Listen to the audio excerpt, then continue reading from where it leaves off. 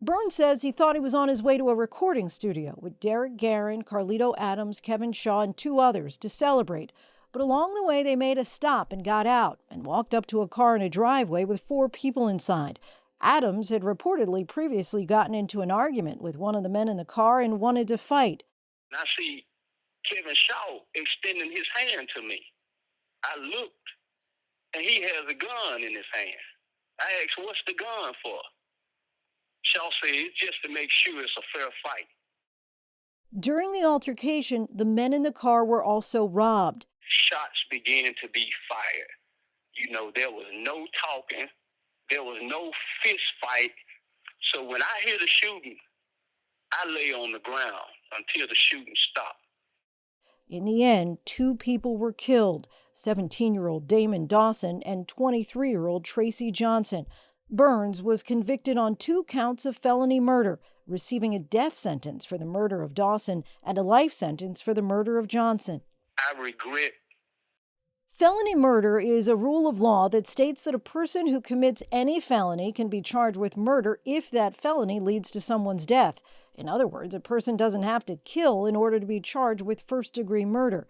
All but 2 states have felony murder laws. In Tennessee, being convicted of felony murder means possibly being sentenced to the death penalty.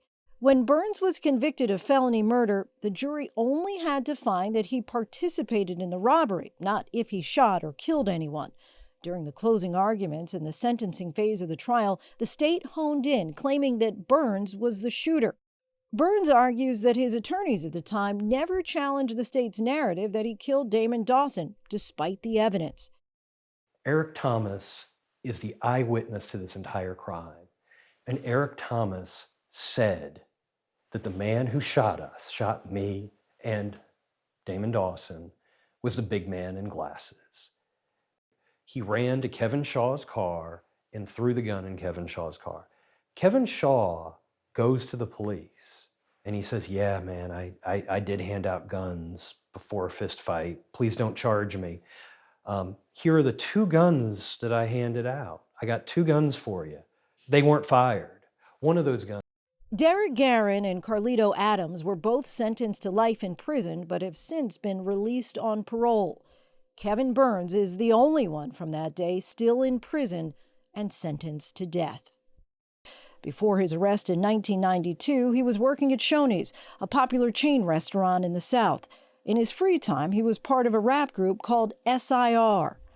This past April, the Supreme Court decided not to take up Burns' case. Justice Sonia Sotomayor, in her dissent, said, "The court's decision to deny certiorari means that Burns now faces execution despite a very robust possibility that he did not shoot Dawson, but that the jurors, acting on incomplete information, sentenced him to death because they thought he had. The court's failure to act